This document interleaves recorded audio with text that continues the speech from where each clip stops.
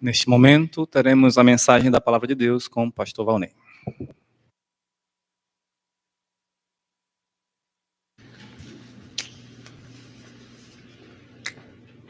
Boa noite. É uma alegria estarmos reunidos para, mais uma vez, adorarmos ao Senhor.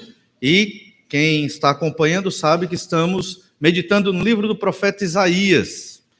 É um livro do Antigo Testamento. Os crentes que leem a Bíblia, obviamente, sabem disso muito bem. No entanto, é um livro que tem as suas complexidades. E nós estamos estudando uma primeira parte desse livro. E ele é um livro profético que fala muito sobre a salvação no Senhor Jesus Cristo. O livro do profeta Isaías, ele é tido como um quinto evangelho. Já pensou? Só são 4. Mas ele é um quinto evangelho, uma forma de se expressar sobre esse livro, ou ele é o evangelho da velha aliança, porque é um texto, obviamente, palavra de Deus, escrito pelo profeta Isaías, um homem de Deus que teve seu ministério do ano 740 a 701, antes de Cristo.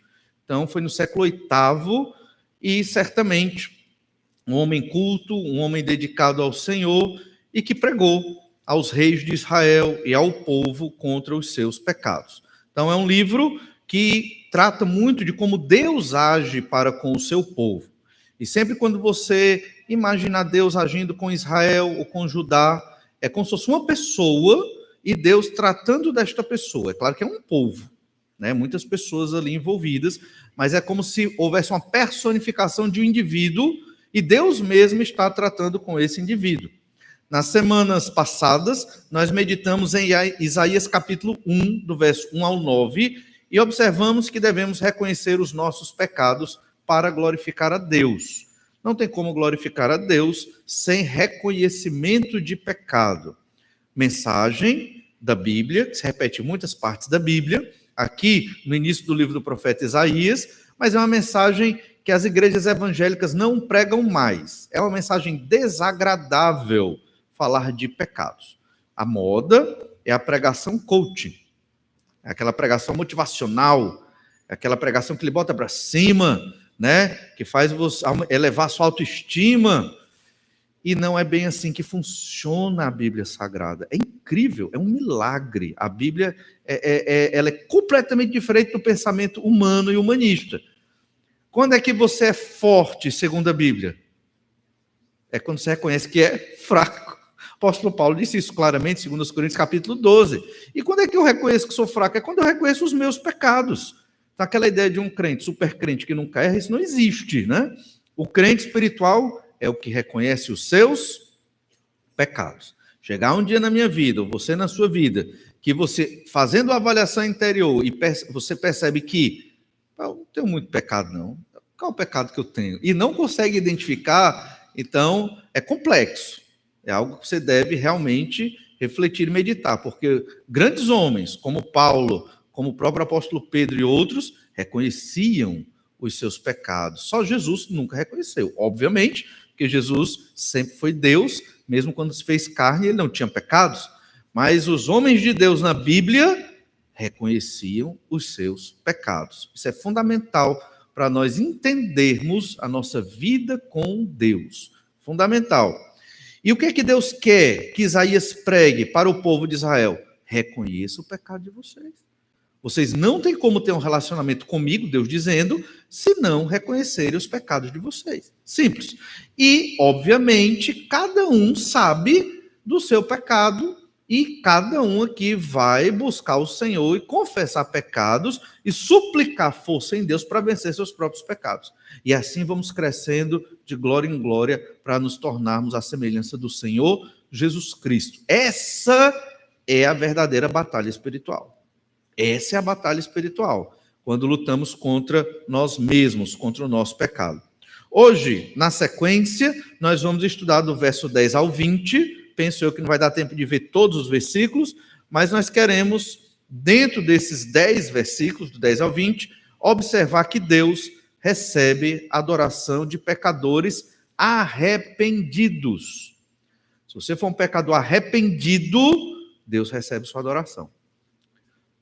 Naquela época, na velha aliança, a adoração era o cordeiro sacrificado em holocausto, era o sacrifício de incenso, era o sacrifício muitas vezes de uma erva, era esse tipo de sacrifício dedicado ao Senhor no templo, lá em Jerusalém. De modo geral, era assim. Antes do templo, era nas mesas de pedra, na época dos patriarcas, quando eles sacrificavam o cordeiro ali. Esta era a forma de adoração.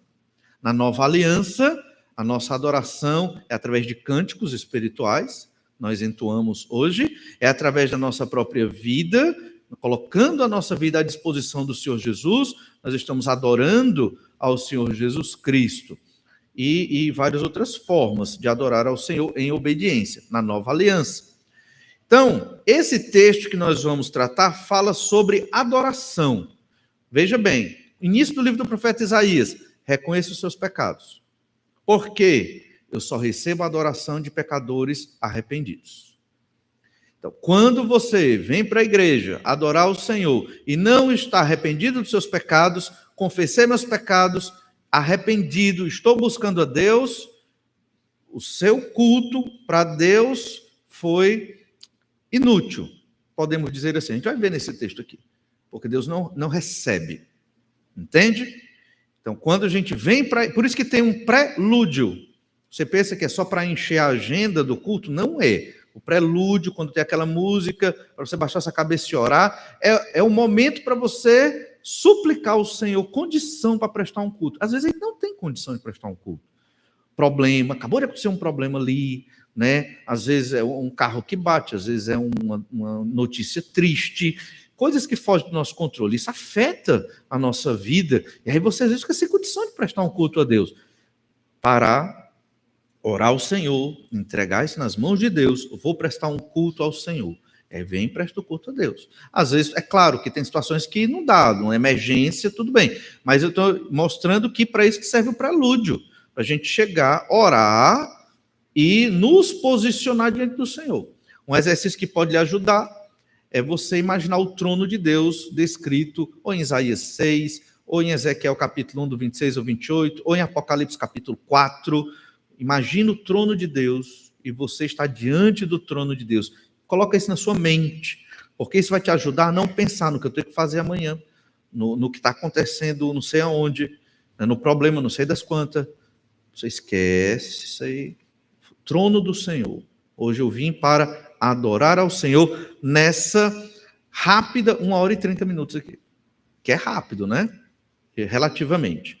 Então, Isaías 1, do 10 ao 20, Deus recebe adoradores, a adoração de pecadores arrependidos. Olha o que diz Isaías 1:10. Ouvi a palavra do Senhor, vós, príncipes de Sodoma, prestai ouvidos à lei do nosso Deus, vós, povo de Gomorra. De que me serve a mim a multidão de vossos sacrifícios? Diz o Senhor. Estou farto dos holocaustos de carneiros e da gordura de animais cevados, e não me agrado do sangue de novilhos, nem de cordeiros, nem de bodes. Quando vindes para comparecer perante mim, quem vos requereu o só pisar dos meus átrios? Não continueis a trazer ofertas vãs. O incenso é para mim abominação. E também as festas da lua nova, os sábados e a convocação das congregações, não posso suportar iniquidade associada ao ajuntamento solene.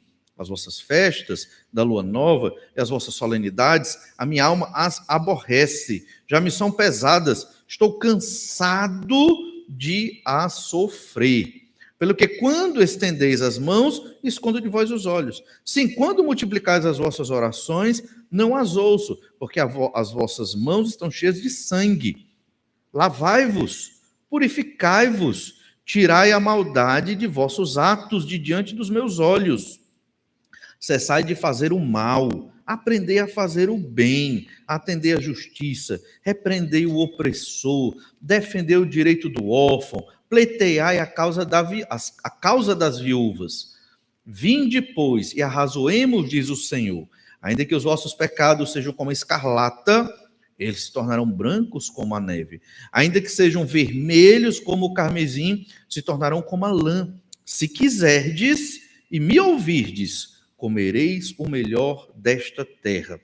Mas, se recusardes e fordes rebeldes, sereis devorados à espada, porque a boca do Senhor o disse.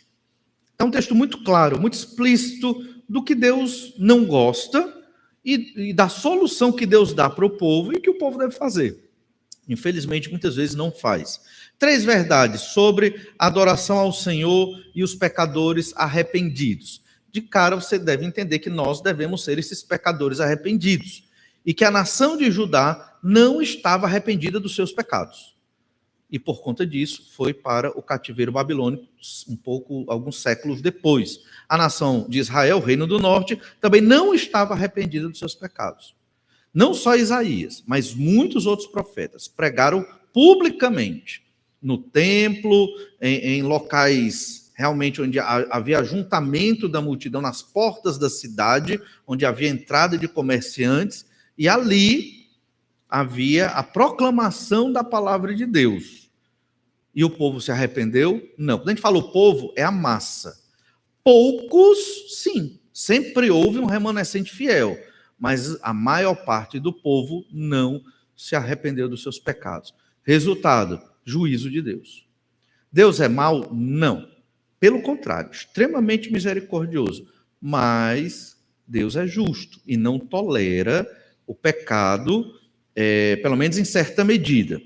Baseado nisso, vamos ver 3 verdades nesse texto. A primeira, nossos pecados invalidam os nossos sacrifícios de adoração. Então, isso é muito claro no texto. O meu pecado invalida minha adoração diante do Senhor.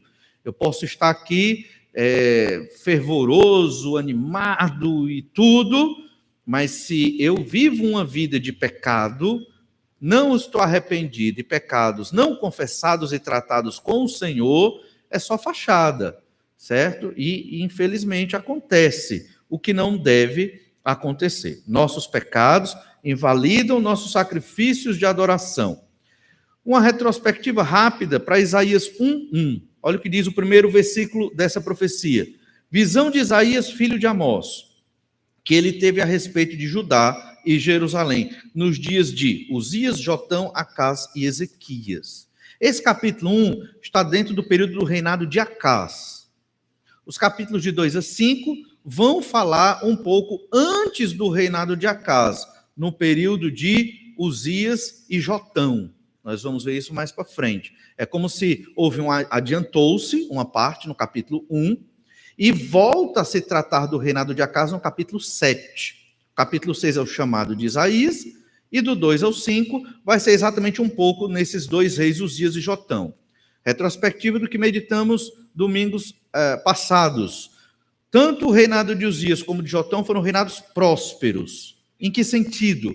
Prósperos militarmente, economicamente, foram reinados expansionistas. Tanto Israel como Judá cresceram muito. E também Jeroboão II foi nesse período, também desenvolveu muito o reino do norte.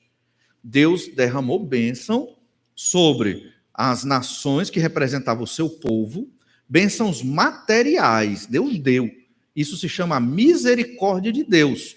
Eles não deviam receber essas bênçãos materiais, mas Deus deu. Eles estavam em meio à idolatria e a pecados terríveis, e Deus deu essas bênçãos.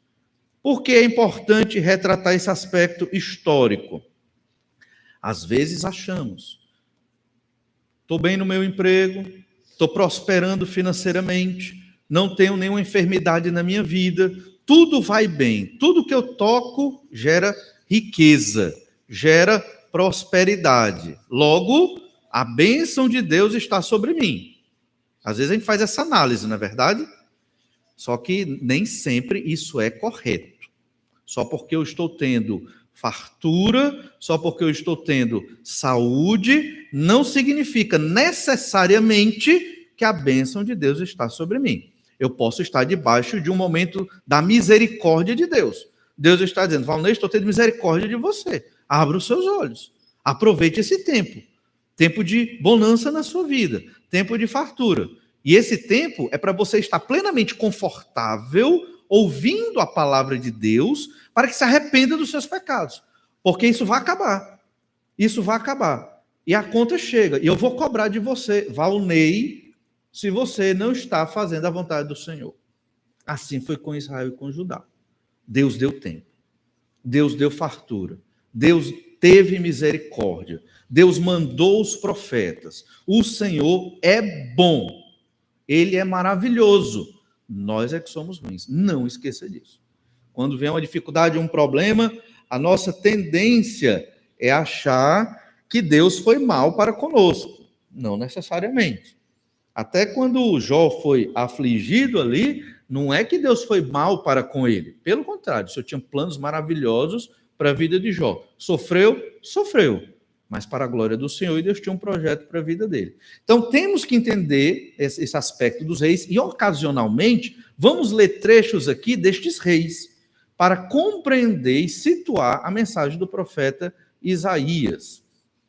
O cenário do capítulo 1 e do capítulo 7 até o capítulo 9 de Isaías é o contexto da guerra sírio-efraimita. Que guerra foi essa? Os assírios vinham invadir a toda aquela região, né, do Oriente Médio, os sírios e Israel, reino do norte, Efraim, se juntou. Efraim é um nome dado para Israel, reino do norte. Em várias partes do Antigo Testamento, o reino do norte é chamado de Israel, que é o próprio nome do reino, ou de Efraim. Então, Efraim se junta com os sírios contra o reino do sul, Judá, no período de Acás. E isso porque temiam também a investida dos assírios sob Tiglat-Pileser. Isso realmente aconteceu, e esse é o contexto do capítulo 1. E veja bem, o Senhor está permitindo que isso aconteça. Qual a preocupação do profeta que reflete a vontade de Deus? É se o povo está adorando corretamente. Você percebe como é distante, como são distantes as coisas? Os reis estão preocupados com a guerra, estão preocupados com a defesa, nesse período do capítulo 1 aqui, uma guerra, uma invasão da Assíria, mas o profeta está preocupado se o povo está arrependido dos pecados. O profeta está se importando se o povo está adorando da maneira correta ao Senhor. Vamos trazer para o dia presente? Se houvesse uma guerra aqui na nossa nação, qual seria a nossa preocupação? Confessar pecados? Adorar a Deus corretamente? Essa seria a nossa preocupação? Essa é a grande diferença, irmãos, de pessoas que vivem nesta terra, estão ancorados aqui, e dos cidadãos celestiais. Os filhos de Deus, que estão esperando o novo céu e nova terra, têm uma mentalidade completamente diferente do cidadão deste mundo. Porque o Filho de Deus, ele tem a mente de Cristo. E ele começa a pensar como Deus quer que ele pense. Enquanto as pessoas temem pela vida, os crentes adoram ao Senhor. Essa é a perspectiva. Enquanto as pessoas tentam resolver os problemas numa abordagem política, econômica, os crentes oram, pregam o evangelho. Porque realmente nós vivemos no outro mundo.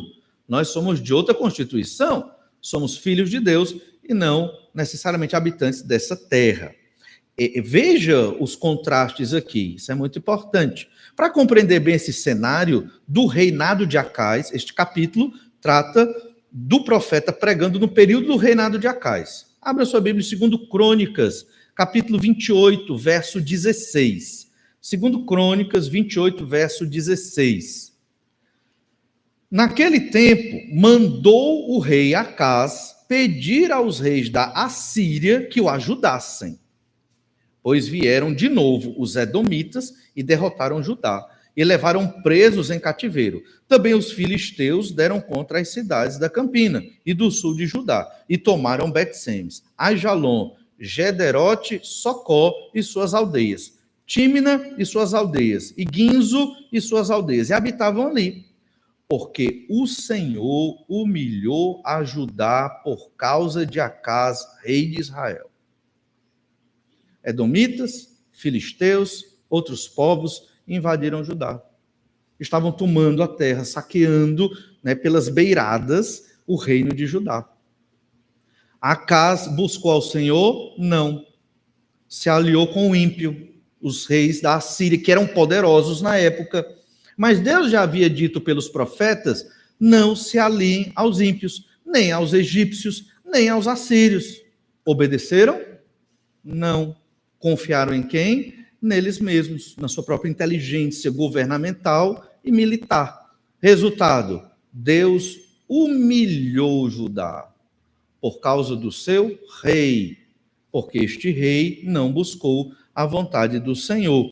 Por causa de Acás, rei de Israel, porque este permitira que Judá caísse em dissolução, e ele de todo se entregou à transgressão contra o Senhor, de todo. Então, o rei era o pastor da nação. Pense numa nação enorme, o rei era o exemplo, o modelo.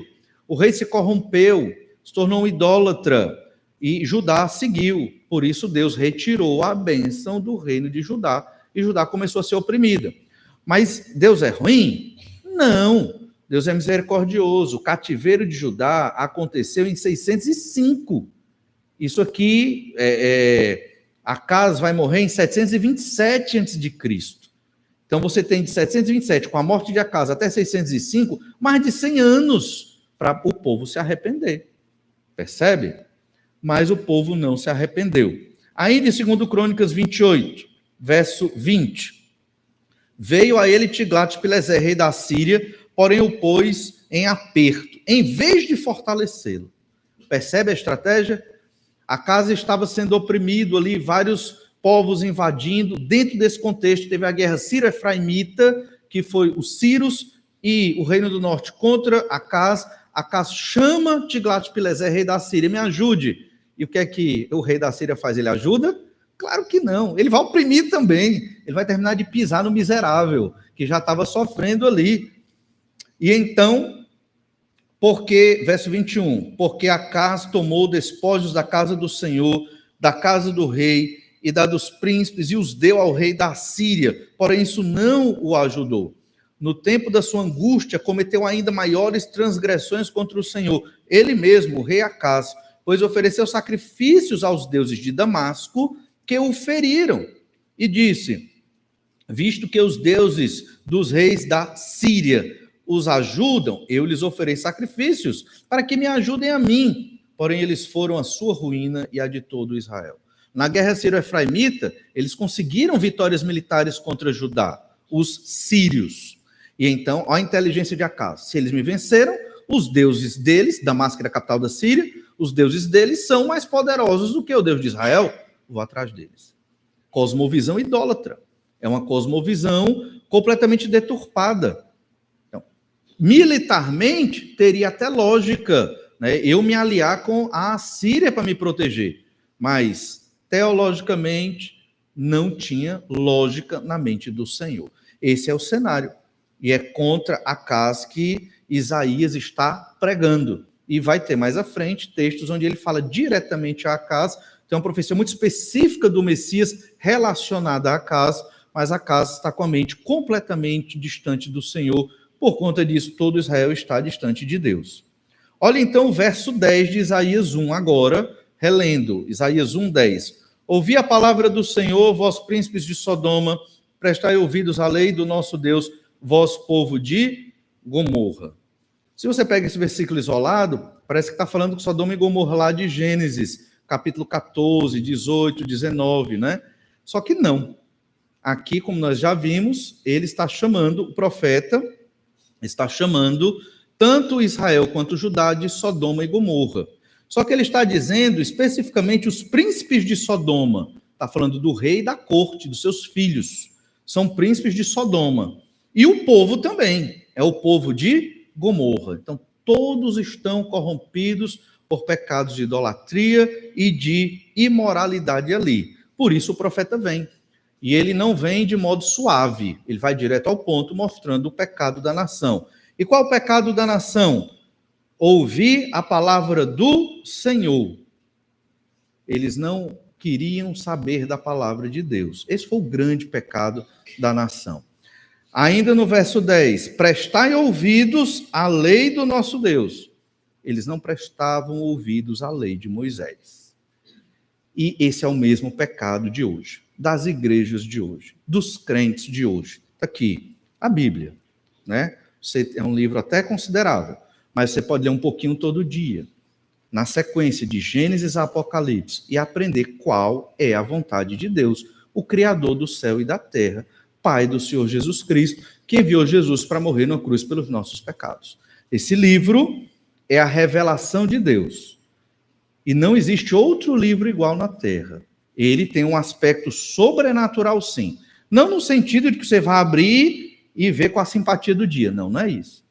Mas porque ele revela a pessoa e o caráter de Deus. Quando os crentes não leem a Bíblia, eles vão se desviar do Senhor. Se é que são crentes, vão se desviar do Senhor. Não existe como estar em comunhão com Deus sem ler a sua Bíblia. Não existe. Judá esqueceu a lei de Deus. E é o que o profeta está dizendo aqui. Preste ouvidos, tenha atenção à lei do Senhor. A lei de Deus é a instrução de Deus, é a palavra de Deus que nós temos aqui. Por isso a igreja, ela é centrada no estudo da revelação de Deus, Bíblia Sagrada. Revelação completa. Não tem outra revelação de Deus. Você levantar aqui hoje à noite, eu tenho uma revelação. Bem, de Deus não é. Porque a de Deus está aqui. Escrita, revelada, fechada, é a Bíblia Sagrada nos 66 livros. Certo?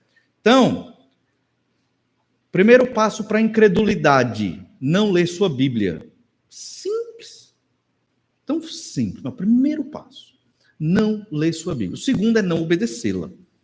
Eu sei que é um pouco mais difícil, mas é necessário obedecer. Baseado nisso, olha o que Deus diz quando ele se revela de modo mais específico, escrito nos mandamentos, lá em Êxodo 20, do verso 3 ao 7, alguns dos 10 mandamentos aqui, os primeiros. Lá no verso 3 nós lemos: não terás outros deuses diante de mim. Aí Acaz escolheu adorar os deuses de Damasco. Será que Acaz não conhecia esse versículo? Sabia. Talvez decorado. Né? Não sei se sabe decorado, porque ele era tão pecador que talvez quando era para decorar ele não quis decorar o texto. Né? Mas em Deuteronômio 17 diz que o rei de Israel tinha que ter uma cópia da lei do lado para lê-la todo dia, para não se corromper. Acaz fez isso? Acaz fez o devocional diário dele? Acho que não. Por isso ele estava nessa situação. E por isso todo o povo foi humilhado por Deus. Já pensou eu ser humilhado por Deus? Minha família ser humilhada por Deus? Por quê? Se eu sou um crente, estou lá na igreja cantando, nasci nem banca, é na cadeira da igreja. Por que humilhado por Deus? Talvez porque eu deixei de ler minha Bíblia. E aí fui crendo nos deuses da modernidade. A modernidade tem muitos deuses, muitas divindades. E a gente, sem querer, querendo, se apega a esses deuses e vai. E acha que isso é normal. Não é normal. E é exatamente isso que Isaías está pregando para o povo e para Acaz. Príncipes de Sodoma. Está apontando para Acaz. Depois Isaías fala diretamente ao rei. Né? Então aqui adorou outro Deus. Olha o verso 4. Não farás para ti imagem de escultura, nem semelhança alguma do que é em cima nos céus, nem embaixo na terra, nem nas águas debaixo da terra. Não as adorarás, nem lhes darás culto, porque eu sou o Senhor teu Deus, Deus zeloso, que visita a iniquidade dos pais nos filhos, até a 3ª e 4ª geração. Eu sou um Deus zeloso, é o que Deus está dizendo aqui. Mas as pessoas parecem que não entendem, ou não querem entender que Deus é bom. Eu que sou ruim e que não quero obedecer o dono do universo, soberano sobre tudo. Pensando em Acaz, em Judá e todos nós, se estivermos falhando nesse sentido. Ainda diz: e faço misericórdia até 1000 gerações daqueles que me amam e guardam os meus mandamentos. Não tomarás o nome do Senhor teu Deus em vão, porque o Senhor não terá por inocente o que tomar o seu nome em vão. Tomar o nome de Deus em vão não é falar o nome de Deus numa piada, que é errado também. É carregar o nome de Deus. É testemunhar Deus entre os povos de modo inútil, que era o que Acaz estava fazendo. Todo mundo sabia que Acaz era o rei de Judá e que os descendentes de Davi estavam apontando para o Messias, o Salvador. E Acaz estava envergonhando tudo isso. E o reino de Judá estava envergonhando tudo isso. Era um mau testemunho para as nações da antiguidade. Certa vez eu estava na universidade, no interior, e um colega meu, ele era gnóstico, não é agnóstico, ele era gnóstico mesmo. E ele, numa conversa, eu tentando falar do evangelho, e ele disse, mas Valnei, Israel era idólatra, era politeísta, tinha vários deuses. E aí realmente eu não pude defender muito Israel. Eu digo, olha, Israel foi fiel ao Senhor por muito tempo, mas realmente Israel se corrompeu com outros deuses. Mas não significa que isso é certo. Então veja, ó, Israel, no testemunho do Antigo Testamento, como o de Acais e outros reis maus, envergonha o nome de Deus até no século 21. Quando eu fui tentar pregar o evangelho, eu nem pude afirmar Israel foi fiel ao Senhor durante toda a sua história, como povo. Não pude. Está aqui o testemunho. E Deus não escondeu. Porque a gente tem mania de esconder os erros da gente, né? Deus não esconde o erro do povo dele. Está registrado o pecado, porque Deus quer que nós sejamos honestos e sinceros na nossa adoração a Ele. Não é só carregar um nome de cristão, tem que ser de fato um crente transformado pelo sangue do Senhor Jesus Cristo. Então isso é carregar o nome do Senhor, é tomar o nome do Senhor em vão, é envergonhar o nome de Deus. Então tudo isso, Acaz e boa parte do povo, não todo, mas boa parte estava quebrando. Na lei de Moisés, em Deuteronômio 28, nós lemos um princípio muito importante sobre a bênção e a maldição. O que significa isso? Se eu obedeço a palavra do Senhor, eu serei abençoado. Isso não quer dizer que eu serei rico, não, mas eu serei abençoado. Se eu não obedeço a palavra de Deus, eu serei amaldiçoado. Na terra. Isso vai acontecer. Deuteronômio 28, verso 1. Se atentamente ouvires a voz do Senhor teu Deus, tendo cuidado de guardar todos os seus mandamentos que hoje te ordeno, o Senhor teu Deus te exaltará sobre todas as nações da terra. Se ouvires a voz do Senhor teu Deus, virão sobre ti e te alcançarão todas estas bênçãos. 2 pontos, ele narra todas as bênçãos. Deus abençoando a nação. Apenas o que é que Deus queria?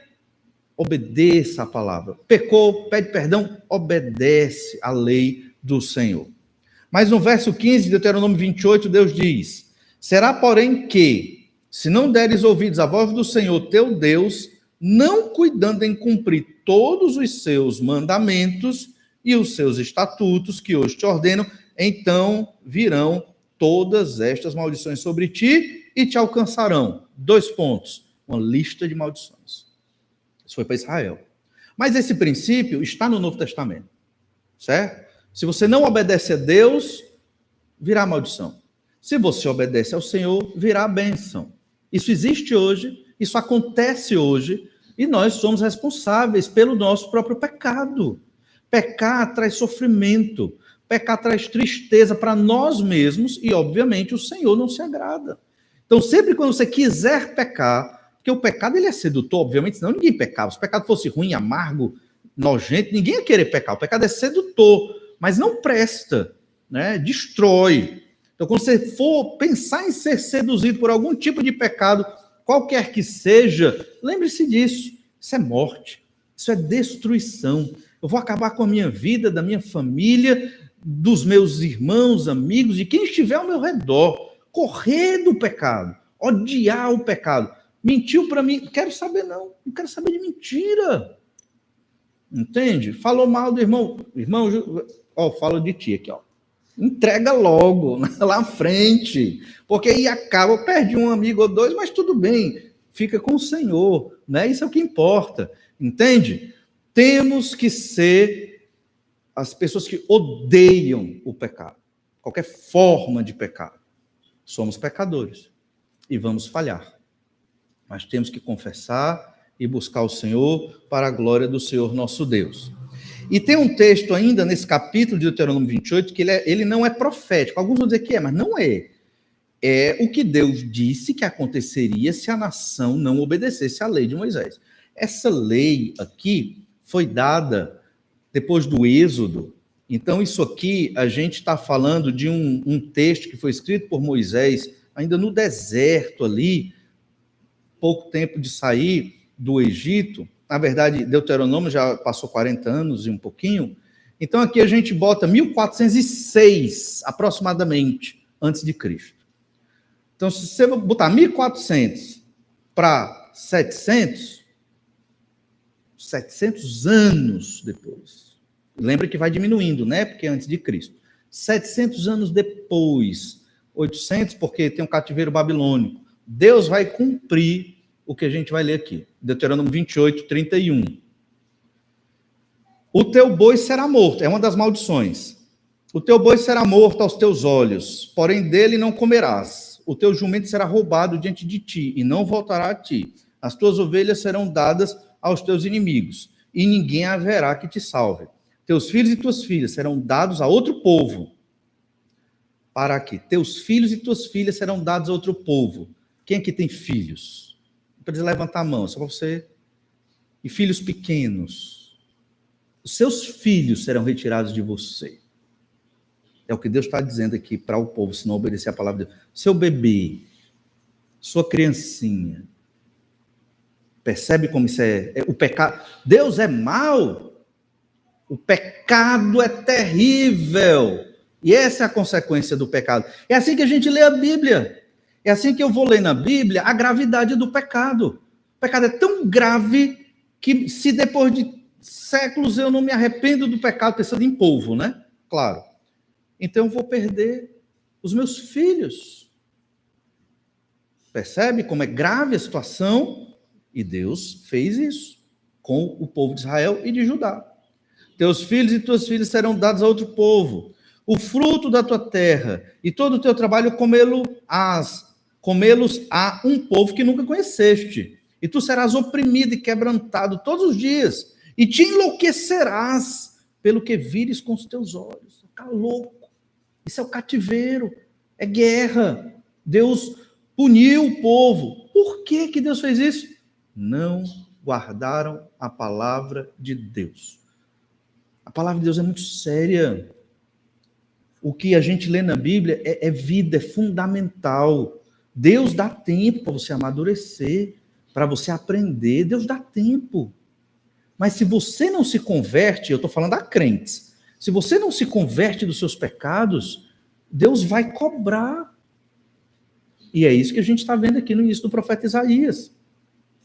E então, no verso 35, o Senhor te ferirá com úlceras malignas nos joelhos e nas pernas, das quais não te possas curar, desde a planta do pé até o alto da cabeça. O Senhor te levará, e o teu rei que tiveres constituído sobre ti, Acaz, no capítulo 1 aqui, teu rei que tiveres constituído sobre ti, há uma gente que não conheceste, só que Acaz não foi levado para o cativeiro, morreu antes, né? Mas os reis foram, que eram rei tanto de Israel como de Judá, foram para o cativeiro, foram escravizados ali. Então, nem tu nem teus pais, e ali servirás a outros deuses feitos de madeira e de pedra. Verso 37, virás a ser pasmo, provérbio e motejo entre todos os povos a que o Senhor te levarás.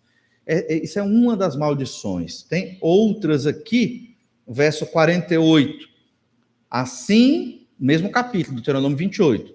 Assim, com fome, com sede, com nudez e com falta de tudo, servirás aos inimigos que o Senhor enviará contra ti. Sobre o teu pescoço porá um jugo de ferro até que te haja destruído.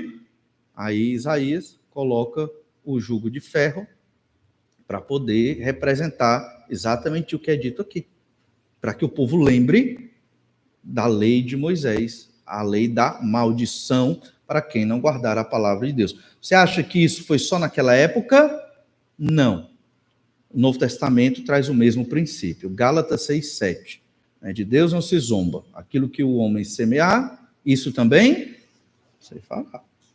Então pronto. Obedeceu ao Senhor, não se preocupe. Deus vai cuidar de você. Deus vai lhe abençoar. Não obedeceu ao Senhor, aí você tem que se preocupar. Confesse o seu... Mas é muito simples, irmãos. Confesse o seu pecado, arrependido. E busque a misericórdia de Deus. E o Senhor vai lhe perdoar. Mas, viver em pecados, aí o problema será grande. Isaías 1, verso 11. Isaías 1, verso 11. E aqui ele entra na adoração. Chamou os príncipes de Sodoma, o povo de Gomorra, que é o povo de Judá, o rei de Judá. E no verso 11 diz: de que me serve, Deus falando, de que me serve a mim a multidão de vossos sacrifícios, diz o Senhor. Estou farto dos holocaustos de carneiros e da gordura de animais cevados, e não me agrado do sangue de novilhos, nem de cordeiros, nem de bodes. Por quê? Porque não é uma adoração sincera. O povo vivia em idolatria, imoralidade e muitos pecados. E também adorava ao Senhor. Fazia tudo junto ali. E Deus disse: estou farto disso. Não aguento mais esse tipo de comportamento. Né? Para que uma multidão de sacrifícios? Por que uma multidão de sacrifícios? O povo achava que por sacrificar muitos cordeiros em holocausto, iria, à semelhança dos deuses idólatras, iria apaziguar a ira de Deus. Só que o povo não queria ter um coração transformado. O povo queria continuar nos pecados. Ah, mas se eu matar muitos cordeiros aqui e oferecer ao Senhor, Deus vai me deixar quieto, eu vou viver nos meus pecados. Era meio que uma barganha contra Deus. Funcionou? Óbvio que não. Porque o símbolo da fé só tem sentido com o coração transformado. Um cântico é um símbolo da nossa fé, de um modo artístico, externado ao Senhor. Ele só tem sentido cantado por um coração transformado. Você pega do seu dinheiro, vou dar de oferta, que é o Senhor. Essa oferta só vale, só tem sentido no projeto do Senhor, na mente do Senhor, se você der com o coração transformado como adoração a Deus. Se não, você não teve essa adoração ao Senhor. O símbolo da adoração ele só tem sentido quando o coração está transformado. Havia um símbolo muito forte naquela época, que era o da circuncisão. Aqui não é falado da circuncisão, mas em outros contextos, sim, do Antigo Testamento. E a ideia é que eles achavam que se eu estou circuncidado, o homem, eu estou garantido, eu sou do povo de Deus. Será que isso é verdade? Não. Eu podia estar circuncidado na carne, mas não no coração. Jeremias 4 fala disso. Jeremias 4:4. Circuncidai-vos para o Senhor, circuncidai o vosso coração, ó homem de Judá e moradores de Jerusalém, para que o meu furor não saia como fogo e arda, e não haja quem o apague por causa da malícia das vossas obras. Jeremias está pregando poucos dias antes, meses antes do cativeiro de Judá. E Isaías está pregando um pouco antes do cativeiro de Israel. Então, não adianta circuncidar só na carne. A circuncisão era aquela cirurgia, né, que era feita no homem quando tinha 8 dias de vida, o bebê, que simbolizava purificação e pureza e o pacto da velha aliança. Circuncidou a criança, ela já está ali preparada para crer no Messias, digamos assim. E ela haveria de crer, provavelmente. Mas era necessário que esta criança crescesse e tivesse o seu coração circuncidado, que é uma expressão para a conversão, para o arrependimento de pecados. E isso é dito no Novo Testamento, em Romanos 2:29. Porém, judeu é aquele que o é interiormente, e circuncisão aqui é do coração, no espírito, não segundo a letra, e cujo louvor não procede dos homens, mas de Deus. Lembra da carta aos Romanos? Está se falando da justificação pela fé e não de uma salvação por obras da lei. Então, o judeu dizia, sou circuncidado, estou garantido. Não, meu amigo. Você tem que se circuncidar no seu coração. Sou membro da Igreja Batista Manancial, estou garantido. Só se o seu coração já foi circuncidado. Se você realmente creu no Senhor Jesus Cristo. Porque o seu nome está na lista de membros dessa igreja, não te confere nem garante salvação. Certo? Ah, sou evangélico. Isso também não quer dizer nada. Agora, se você é um servo, uma serva do Senhor Jesus Cristo, transformado pelo sangue do Cordeiro, professa que o Senhor Jesus é tudo na sua vida e que você entrega sua vida para Ele como oferta ao Senhor, aí sim você tem um coração circuncidado. Aí sim você vai se arrepender dos seus pecados, confessá-los, buscar o Senhor e o Senhor haverá de receber a sua adoração. Ezequiel, o profeta, já dentro do cativeiro babilônico. Olha, Isaías, antes do cativeiro assírio, que foi em 722 a.C. Jeremias, às portas do cativeiro babilônico, lá em 586 a.C. Ezequiel já levado cativo dentro, pregando às margens lá de um braço do rio Eufrates. Olha o que Ezequiel diz, capítulo 36, verso 26. Dar-vos-ei coração novo, Deus dizendo. E dar-vos-ei coração novo, e porei dentro de vós espírito novo. Tirarei de vós o coração de pedra, e vos darei coração de carne. Porei dentro de vós o meu espírito, e farei que andeis nos meus estatutos, guardeis os meus juízos e os observeis. Isso se cumpre na nova aliança, com a chegada do Senhor Jesus Cristo. Então, quando nós cremos em Jesus, o Senhor nos dá um novo coração. O Espírito Santo de Deus passa a habitar em nós de uma maneira sobrenatural que nós não entendemos. E qual o propósito da nossa conversão e de receber o Espírito? Porei dentro de vós o meu Espírito e farei que andeis nos meus estatutos, guardeis os meus juízos e os observeis. É obedecer a palavra de Deus.